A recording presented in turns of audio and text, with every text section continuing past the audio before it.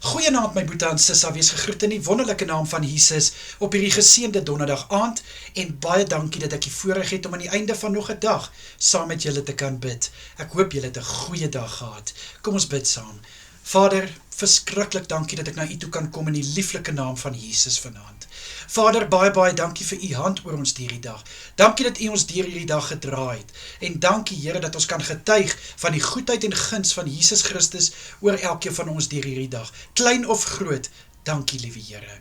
Vader, ek dra my boete en sissa nie op vanaand wat kan gaan slaap. Liewe Here, ek bid vir goeie rus. Ek bid dat hulle sal goeie rus inkry. Mag hulle nagrus soet wees. My gebed is ook, liewe Here, dat hulle kalmte sal beleef wanneer hulle slaap, dat hulle rustigheid sal hê in hulle harte en in hulle gedagtes. En Vader, ek bid teen enige aanslag van die vyand wat wil keer dat hulle vanaand slaap, bid ek teen dit en ek spreek dat dit niks, maar niks sal uitrig nie in die kosbare naam van Jesus, dat my boeta en sissa vrede sal hê wanneer hulle slaap, sodat selfs hulle drome ook kan vrede hê in Jesus Christus naam. Vader, vir die wat werk vanaand, ek bid, Here, seën vir hulle asseblief, Here, met innerlike versterking, met wysheid en met kennis om hulle werk te kan doen tot die beste van hulle vermoë.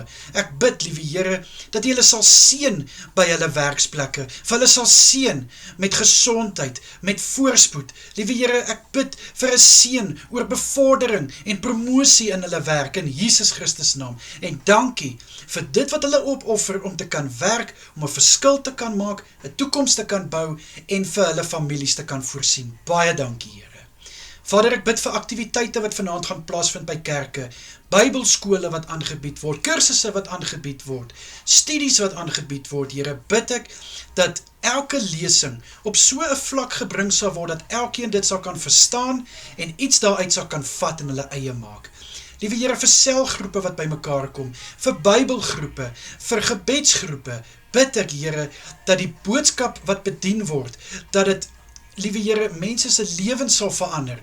Liewe Here, dat elke een iets daaruit sal kan vat. Ek bid in Jesus naam, Here, dat u Heilige Gees so teenwoordig sal wees in elke vertrek, aanlyn of fisies, Here, sodat u teenwoordigheid soos 'n soete geur in die atmosfeer sal hang, in Jesus Christus naam.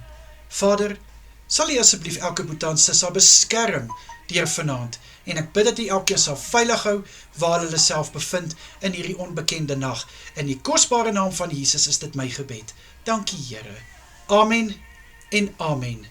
My boeta en sissa, julle moet 'n wonderlike aand verder hê. Vir julle wat kan gaan slaap, julle moet baie lekker slaap. Vir julle wat werk, God se seën oor julle, sy goedheid en guns, en onthou, die Here sien julle harde werk. Dan natuurlik, as dit ons liewe Vader se wil is, bid ek môreoggend weer saam met julle.